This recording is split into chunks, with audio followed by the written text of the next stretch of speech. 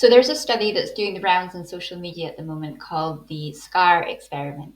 And for those of you that don't know, this was an experiment that was carried out in the 80s by Robert Kleck, where 24 female undergraduate students were told that a scar was going to be applied to their face. They were to do an interview to see if they were treated differently. So at the very last moment, when they were about to go in and do the interview, the scar is removed from their face. They go in, they do the interview, they come out, and they report feeling discriminated against, even though they didn't have a scar on their face at all.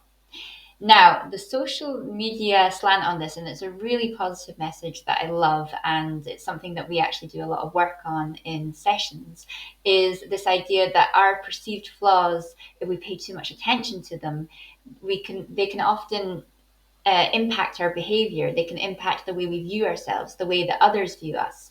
And it's a really powerful message that lots of people can benefit from. But I would question the use of this particular study as a vehicle for this message, because if you look into the study and if you look into the work of Robert Kleck, it's actually a study about discrimination and not about self image at all. And he has done a lot of studies of measuring discrimination in social interactions with people who are differently abled or people with physical differences. And the study itself, we know the results. We know that the women reported feeling discriminated against, but we don't know the mechanisms behind those opinions or those views. It could be because they were told that the study was measuring discrimination, so they were looking out for signs of it, they were primed to look for it to meet the demands of the task. Or it could be because of unconscious biases that they have towards visible differences. Or it could be that they had negative self-image, or their self-image was impacted because of a change to their appearance. We don't know. And the authors of the study say as much, and they rule out a self-fulfilling prophecy dynamic. So, as somebody who was born with a cleft lip and palate, and somebody who has a lived experience of growing up with a scar, I think that this study is a fantastic opportunity for us to open up a conversation and examine this unconscious bias that exists in our society towards visible differences.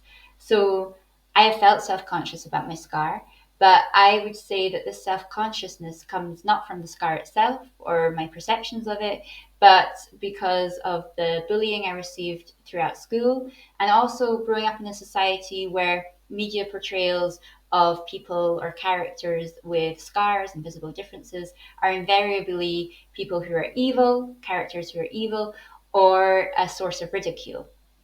So this is not meant to be a guilt trip post. So if you did share this study, or if you did send it to me, please know that I did get the positive message from it, because, like I said before, I think there is one. But I would invite you to examine how you reacted to the study. Did you notice the unconscious bias that lies within the study? And what do you think of media portrayals of visible differences? And I would love to start up a new experiment. Rather than sharing the scar experiment, maybe we can share the we are experiment, where we share our own stories of self empowerment, and maybe share something that you are doing now that 5, 10, maybe even 1 year ago you could never have imagined possible because of limiting beliefs that you had about yourself. I think that those stories would be much more interesting and much more powerful than the SCAR experiment.